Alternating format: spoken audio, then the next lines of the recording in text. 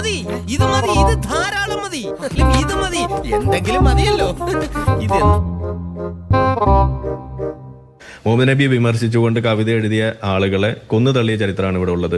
പാല് കൊടുത്തുകൊണ്ട് കിടന്നിരുന്ന സ്ത്രീയുടെ പള്ളയിൽ കത്തി കുത്തി ഇറക്കിയ ചരിത്രമാണ് നമുക്ക് ചരിത്രത്തിൽ വായിക്കാൻ കഴിയാം. അപ്പൊ അങ്ങനെയുള്ളപ്പോ ഇതൊരു യാഥാർത്ഥ്യമാണ്.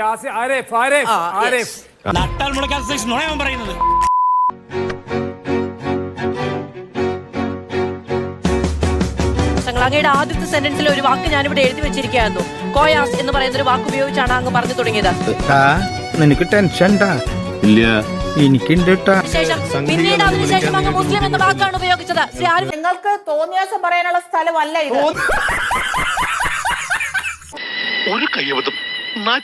പിന്നീട് അതിനുശേഷം അങ്ങ് മുസ്ലിം എന്ന വാക്കാണ് ഉപയോഗിച്ചത്. ശ്രീ ആരിഫ് ഹുസൈൻ തെരുവത്ത്.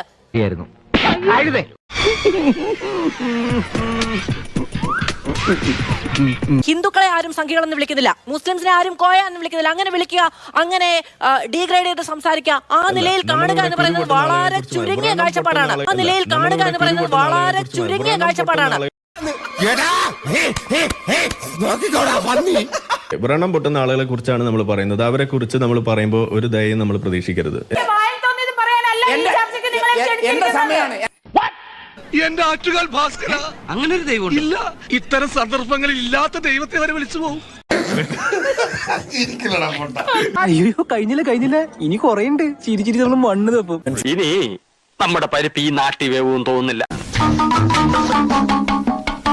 നിങ്ങൾ ശാസ്ത്രീയമായ തെളിവുകളെ കുറിച്ച് പറയും. ശാസ്ത്രീയമായ തെളിവുകളെ കുറിച്ചൊക്കെയാണ് പറയുന്നുണ്ടെങ്കിൽ കുട്ടികളിൽ നിങ്ങൾ നടത്തുന്ന ചേലാകർമ്മം, സ്ത്രീകളിൽ നിങ്ങൾ അത് നടത്തുന്നു, അതിനെന്ത് ശാസ്ത്രീയമായ തെളിവാണുള്ളത് എന്ന് സ്വാതന്ത്ര്യം കൊടുക്കാനാണ് പറയുന്നുണ്ടെങ്കിൽ അതെല്ലാവർക്കും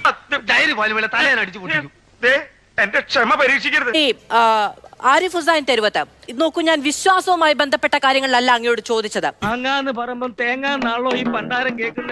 അതൊന്നും എനിക്കറിയാൻ മേല. ഇങ്ങനെ എന്തെങ്കിലുമൊക്കെ പറയുമ്പോഴേ എന്റെ മനസ്സിനൊരു സന്തോഷം ഉണ്ടാവുള്ളൂ. ആ മഹാമനുഷ്യന് വേണമെങ്കിൽ ഒരു നോക്ക് കണ്ടോളൂ, ചിരിക്കരുതേ. ഇത് ഒരു ചർച്ച നടത്തുന്നത് സമൂഹം മുന്നോട്ട് പോകാനാണ്, സമൂഹത്തിൽ വെറുപ്പുണ്ടാക്കാനല്ല. ചർച്ച നടത്തുന്നത് സമൂഹം മുന്നോട്ട് പോകാനാണ്, സമൂഹത്തിൽ വെറുപ്പുണ്ടാക്കാനല്ല. അത് മാത്രമല്ല, ഇപ്പോൾ അങ്ങ് പറഞ്ഞതിൽ വളരെ തെറ്റായ തരത്തിലുള്ള ഉദ്ദേശങ്ങളും കൂടിയുണ്ടെന്ന് ശ്രീ ഫസൽ ഗഫൂർ വ്യക്തമാക്കുകയും ചെയ്തു. അത് പിൻവലിക്കേണ്ട ബാധ്യത അങ്ങയുടേതാണ്. അങ്ങ് തുടക്കം മുതൽ ഉപയോഗിച്ച വാക്കുകളോട് എനിക്ക് വിയോജിപ്പുണ്ട്.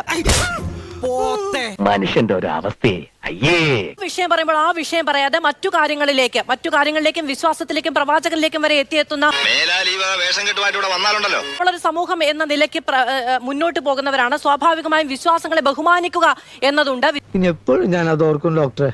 എന്റെ മയ്യത്തട്ടിൽ എടുക്കുന്നത് വരെ ഞാൻ അത് ഓർക്കും എന്നുള്ളതാണ് കാഴ്ചപ്പാട്. തന്നെയാണ് ഈ അജണ്ടയായിട്ട് മാറുന്നത്. വേണ്ട, എല്ലാം ഞങ്ങൾക്കറിയാം. നുണ പറയുന്നതിന് ഒരു കണക്കൊക്കെ ഉണ്ട്. നേരം വിളിക്കുമ്പോ ഈ നാട്ടുകാർക്ക് എല്ലാം അൽഷിമേസ് വന്നിട്ട് എല്ലാം മറന്നു വരുന്നെങ്കിലോ. എന്താ ആലോചിക്കുന്നത്? എന്റെ മനസ്സിൽ ചില പ്ലാനൊക്കെ ഉണ്ട്. നീ വേഗം കാണിക്കേ.